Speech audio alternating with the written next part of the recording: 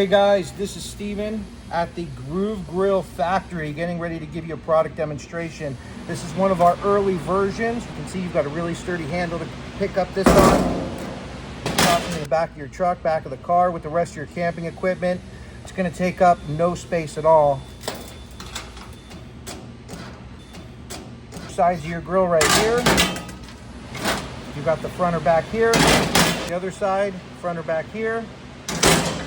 On the top of the grill right here, we're going to set that aside for right now.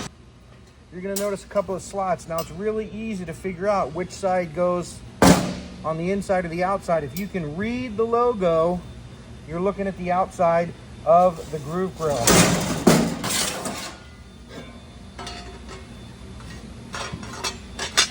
Two hooks go on one side, two hooks go on the other side.